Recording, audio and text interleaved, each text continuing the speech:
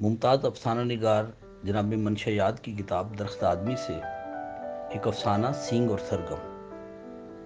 دراصل یہ ایک ایسا افسانہ ہے جس کی بہت سی تشریحات ہو سکتی ہیں، اس کی بہت سی توجیحات ہیں، بہت سی پرتیں، بہت سی ڈائمنشنز ہیں۔ آپ دوستوں کی نظر سینگ اور سرگم۔ عجیب الخلقت بچے دنیا میں پیدا ہوتے ہی رہتے ہیں۔ یہ کوئی ایسی غیر معمولی اور اچنبے کی بات نہیں تھی کہ سلطنت کے کسی دور دراز مقام پر کانوں کے بغیر ایک بچے کی پیدائش کی خبر سن کر بادشاہ پریشان ہو جاتا۔ لیکن اگلے روز اور اس سے بھی اگلے روز جب وزیر نے ایسی ہی خبر سنائی کہ فلاں بستی میں فلاں فلاں شخص کے گھر کانوں کے بغیر بچے نے جنم لیا ہے تو بادشاہ ٹھٹکا۔ کیا یہ محض اتفاق تھا؟ اس نے پریشان ہو کر سوچا۔ بادشاہ کی پریشانی کا بڑا سبب یہ تھا کہ ایک طویل مدت گزر جانے اور بڑی دعاؤں اور منتوں کے بعد ملکہ کی گود ہری ہوئی تھی اور بادشاہ کو ولی عہد کی ضرورت اور خواہش تھی۔ اگر ملکہ کے ہاں بھی ایسا بچہ پیدا ہو گیا تو بادشاہ کو یہ سوچ کر جھرجھری آ گئی۔ اوپر تلے اس قسم کے کئی واقعات رونما ہوئے تو بادشاہ نے درباری دانشوروں اور امیروں وزیروں کا اجلاس بلایا اور ان واقعات کا سبب جاننا چاہا، مگر کوئی بھی تسلی بخش جواب نہ دے سکا۔ تاہم شاہی طبیبوں نے ملکہ کے لیے چند دوائیں تجویز کیں اور بعض پرہیز بتائے، مگر بادشاہ کو اطمینان حاصل نہ ہوا۔ ادھر ہر دوسرے تیسرے روز خبر آنے لگی کہ ایک اور کانوں کے بغیر بچے نے فلاں بستی میں جنم لیا ہے۔ بادشاہ کی آنکھوں کی نیند اور دل کا سکون غارت ہو گیا۔ رات رات بھر جاگتا، پہلو بدلتا اور اٹھ اٹھ کر ٹہلتا اور سوچتا کہ اس مصیبت کا جو اس کی سلطنت پر نازل ہوئی تھی اور جس کا شکار وہ خود بھی ہو سکتا تھا، سبب کیا تھا اور اس کا تدارک کیسے کیا جائے، لیکن کچھ سمجھ میں نہ آتا تھا۔ البتہ ایک خیال بار بار اسے پریشان کرتا کہ کہیں اس کا تعلق نور بانو کے واقعے سے تو نہیں تھا۔ نور بانو ایک خانہ بدوش مغنیہ تھی اور لوگوں میں بے حد مقبول تھی۔ یہ 12 برس پہلے کی بات ہے۔ یہ 12 برس پہلے کی بات تھی۔ شروع میں جب بادشاہ تک نور بانو کی شہرت اور مقبولیت کی خبریں پہنچی تھی تو بادشاہ نے اسے کوئی ایک معمولی لوک فنکارہ سمجھ کر کوئی اہمیت نہ دی تھی، مگر جب راج دربار کے گویے اور موسیقار بھی اس کی آواز اور فن کی عظمت تسلیم کرنے لگے تو بادشاہ نے اپنے ایک مقرب کی وسادت سے نور بانو کو دربار سے وابستہ ہو جانے کی دعوت دی، مگر نور بانو لاکھوں کروڑوں پرستاروں سے کٹ کر دربار تک محدود ہو جانے پر رضامند نہ ہوئی، جس سے بادشاہ کے دل میں گرہ سی پڑ گئی۔ پھر ایک روز جب بادشاہ شکار گاہ کو جاتا تھا، اس نے دارالسلطنت کے باہر راستے کے دونوں جانب لوگوں کا جم غفیر دیکھا۔ بادشاہ بہت خوش ہوا کہ رعایا اس سے اس قدر خوش تھی اور اس کے استقبال کے لیے ہزاروں لوگ جمع ہو گئے تھے، مگر وزیر نے یہ انکشاف کر کے بادشاہ کو حیران اور پریشان کر دیا کہ اس دن نور بانو دارالسلطنت میں آنے والی تھی اور لوگ اس کی ایک جھلک دیکھنے کے لیے امٹ پڑے تھے۔ بادشاہ کے لیے اس سے بڑا صدمہ اور کیا ہو سکتا تھا کہ لوگ اس کی بجائے ایک معمولی گانے والی کے استقبال کے لیے جمع ہوں۔ بادشاہ کو نور بانو کا وجود خطرے کی علامت نظر آنے لگا۔ وزیر نے جلدی پر تیل ڈالا۔ جہاں پناہ نے نہایت دانائی اور دور اندیشی کی بات کی ہے، ہوا سے زیادہ سبک اور لطیف اور پانی سے زیادہ نرم اور ہر کالم میں ڈھل جانے والی اور کوئی شے نہیں ہوتی، مگر جب ہوا زور پکڑ جائے تو آندھی اور بہت سا پانی جمع ہو کر سیلاب بن جاتا ہے۔ نور بانو کو کل دربار میں حاضر کیا جائے، ہم اس کے فن کی داد دینا چاہتے ہیں۔ بادشاہ نے معنی خیز نظروں سے وزیر کی طرف دیکھا۔ جو حکم عالیجا، اور ایک صاحب ذوق بھی جو اس کے فن کا قدردان ہو۔ غلام سمجھ گیا، حکم کی تعمیل ہوگی، وزیر باتدبیر نے جواب دیا۔ اگلے دن نور بانو کو اس کے سازندوں سمیت دربار میں پیش کر دیا گیا۔ اس محفل موسیقی میں بہت سے اہل ذوق مہمانوں کو بھی مدعو کیا گیا تھا۔ نور بانو نغمہ سرا ہوئی تو بادشاہ پر محویت کا عالم طاری ہو گیا اور وہ آنکھیں موند کر نہایت انہماک سے نور بانو کی آواز اور موسیقی کے سحر میں کھو گیا۔ درباری اپنی اپنی جگہوں پر بیٹھے جھوم رہے تھے، مگر بادشاہ کی موجودگی میں خوب روح مغنیہ کی طرف نظریں اٹھا کر دیکھنے کی کسی کو جرأت نہ تھی۔ تلواریں اور بھالے لیے جانثار پہرے داروں پر پتھر کے مجسموں کا گمان ہوتا تھا۔ کنیزوں کے ہاتھوں میں مورچھل بھی سازوں کے آہنگ اور تال پر حرکت کر رہے تھے۔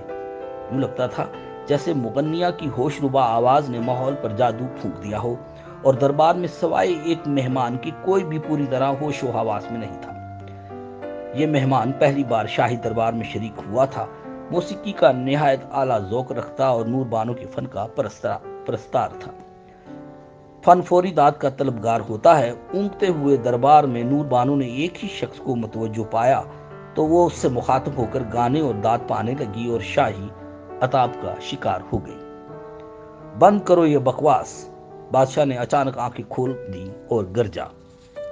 اونگتا ہوا دربار جاگ پڑا، ساز چپ ہو گئے، نغمے کے بول مغنیہ کے حلق میں اٹک گئے اور ہر طرف سناٹا چھا گیا۔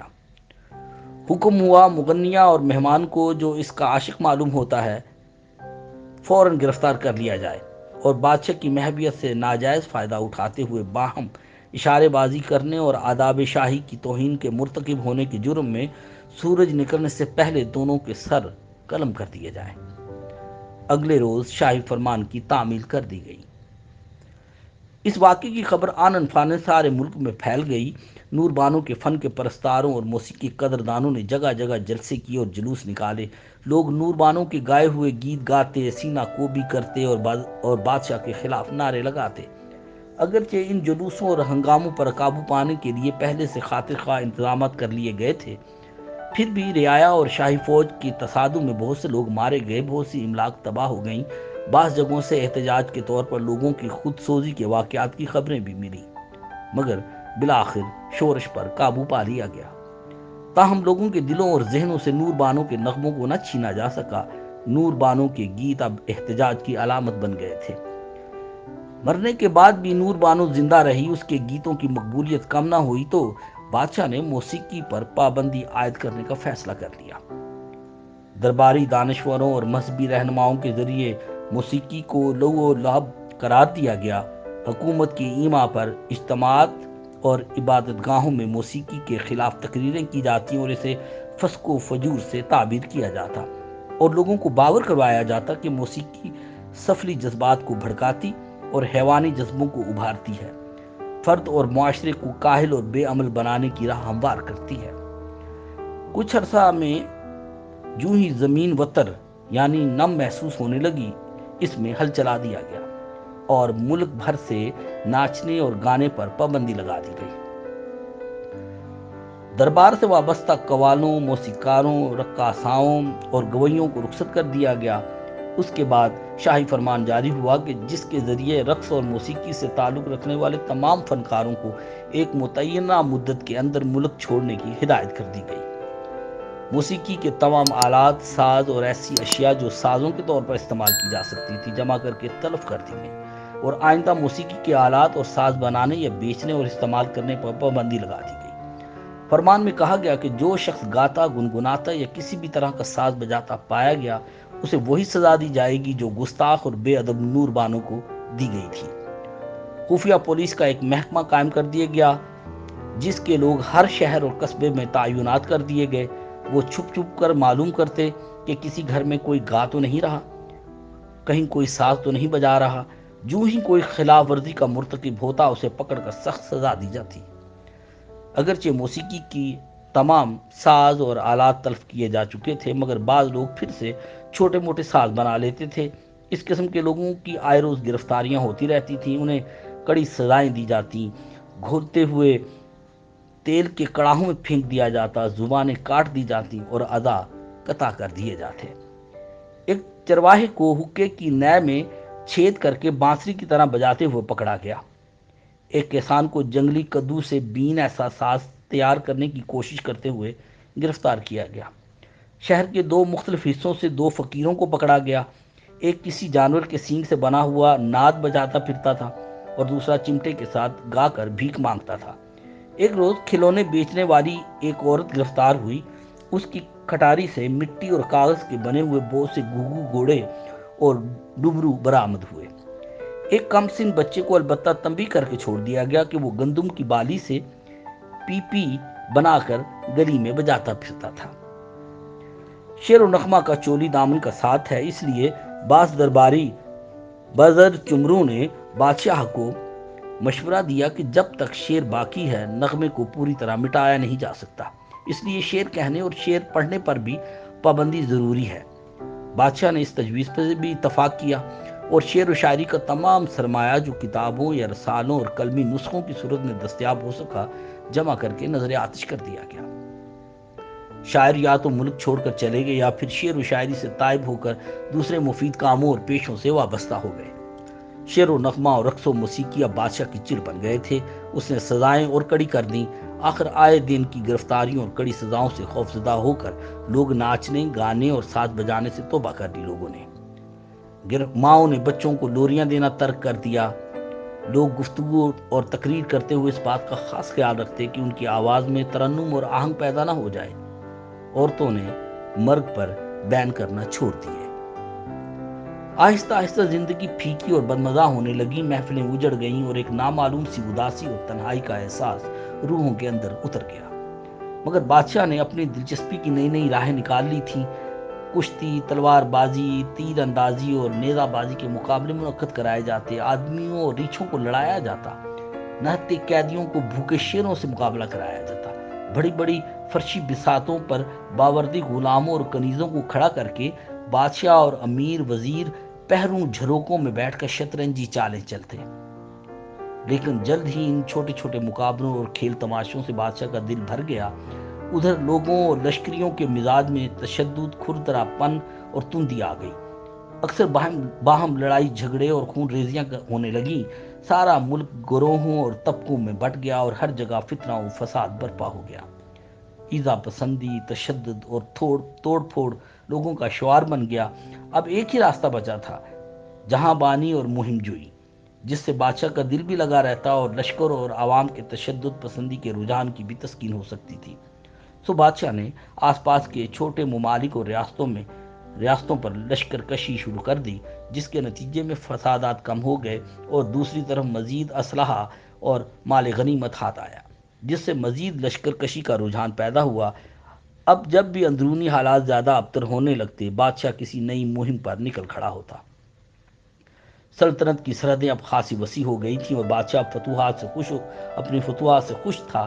اگرچہ بعض اوقات رقص و موسیقی کے بغیر فتح کے جشن ادھورے محسوس ہوتے، مگر اس کمی کو آتش بازی، چاند ماری اور خورد و نوش سے پورا کرنے کی کوشش کی جاتی۔ لیکن پھر آہستہ آہستہ لوگوں اور لشکری آئے دن کی مہم جوئیوں سے تنگ آ گئے اور بغاوت کا خطرہ پیدا ہو گیا۔ کچھ ہی عرصہ میں ایک اور مصیبت کھڑی ہو گئی۔ لوگوں میں نشہ آور مشروبات اور جڑی بوٹیوں کی رغبت اور رجحان بڑھنے لگا۔ طرح طرح کے نشے رائج ہو گئے۔ بادشاہ متفکر ہو گیا کیونکہ لشکر میں بھی ان چیزوں کا استعمال عام ہو چلا تھا، جس سے ملک کا دفاع اور حکومت کا استحکام خطرے میں پڑ سکتا تھا۔ بادشاہ کو رہ کر خیال آتا کہ کہیں درپردہ معاشرے میں موسیقی کسی اور روپ میں موجود نہ ہو۔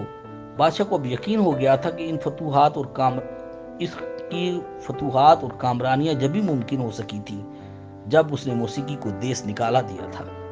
ایک روز بادشاہ محل میں آرام کر رہا تھا کہ ستون کے کنگرے پر ایک سیاہ رنگ کا پرندہ بیٹھا اور نہایت خوش الحانی سے چہچہانے اور کوہو کوہو الاپنے لگا۔ بادشاہ کو ایسے لگا جیسے وہ پرندہ نور بانو کی بدلی ہوئی صورت ہو اور اسے چڑھا رہا ہو۔ بادشاہ نے کمان پر تیر چڑھایا اور پرندے کو ہلاک کر ڈالا۔ اگلے روز ایک شاہی فرمان جاری ہوا کہ سلطنت کی حدود میں چہچہانا ممنوع قرار دے دیا گیا ہے اور ایسا ہر پرندہ مارنے پر انعام دیا جائے گا جس کی آواز اور چہچہاہٹ پر موسیقی یا غنائیت کا شائبہ ہو سکتا ہے۔ ملک بھر میں چڑی مار اور شوقیہ شکار کرنے والے خوش الحان پرندوں کے شکار کو اٹھ کھڑے ہوئے اور چند ہی روز میں ملک سے بلبلوں، کمریوں، کوئلوں، پپیہوں، فاختاؤں، چڑیوں اور موروں کو ختم کر دیا گیا۔ سلطنت میں اب کہیں بھی گانے گنگنانے، چہچہانے اور ساز بجانے کی آواز سنائی نہ دیتی تھی۔ مگر منشیات کے استعمال میں کمی نہ ہوئی۔ لڑائی جھگڑوں، خون ریزیوں کے واقعات میں اضافہ ہو گیا۔ لوگ ایک دوسرے کے خون کے پیاسے ہو گئے۔ ذرا سی بات پر ایک دوسرے کو لہولہان کر دیتے، ایک دوسرے کی ٹکا بوٹی کر دیتے۔ دشمن کو طرح طرح کی تکلیفیں دے کر ہلاک کیا جاتا۔ خون بہانے کے لیے کوئی دشمن نہ ملتا تو اپنے ہی پیٹ یا چھاتی میں خنجر گھونپ لیتے۔ پھر سلطنت کی بعض حصوں سے اس قسم کی خبریں آنے لگی کہ فلاں قصبے یا شہر میں فلاں آدمی کے سر پر سینگ اگ گئے ہیں۔ بعض عورتوں کے چہرے پر مونچھیں اور داڑیاں نکلنے کی اطلاعات بھی ملنے لگیں، مگر اس سے حکومت کو کیا فرق پڑ سکتا تھا؟ بادشاہ نے ان خبروں کی کوئی اہمیت نہ دی۔ آہستہ آہستہ سینگوں والے مردوں اور مونچھوں والی عورتوں کی تعداد بڑھنے لگی۔ لوگ رات کو اچھے بھلے سوتے مگر صبح اٹھ کر آئینہ دیکھتے یا سر اور چہرے پر ہاتھ پھیرتے تو ان کے سینگ اگائے ہوتے یا مونچھیں نکل آئی ہوتی۔ کچھ ہی عرصہ میں ملک سے بد زبان اور بد شکل لوگوں سے بھر گیا، مگر بادشاہ قطعاً پریشان نہیں تھا۔ رعایا خوبصورت ہو یا بدصورت، اس سے کیا فرق پڑتا ہے؟ وہ سوچتا، غلامی اور بدصورتی کا ویسے بھی پرانا ساتھ ہے، لیکن اب بے کانوں کے بچوں کی پیدائش نے بادشاہ کو پریشان کر دیا تھا۔ اگر ملکہ نے بھی کانوں کے بغیر بچے کو جنم دیا تو یہ سوچ کر بادشاہ کو جھرجھری آ جاتی۔ بادشاہ رات بھر ٹہلتا اور سوچتا رہا، آخر اس نتیجے پر پہنچا کہ اگر نور بانوں کے واقعے اور موسیقی سے کانوں کے بغیر بچے کی پیدائش کا تعلق نہ بھی ہو تو بھی مصلحت اور احتیاط کا تقاضا یہی ہے کہ ملکہ کے لیے موسیقی کا انتظام کر دیا جائے۔ مگر اب سوال یہ پیدا ہوتا تھا کہ شعر و نغمہ یا موسیقی کا انتظام کیسے کیا جائے؟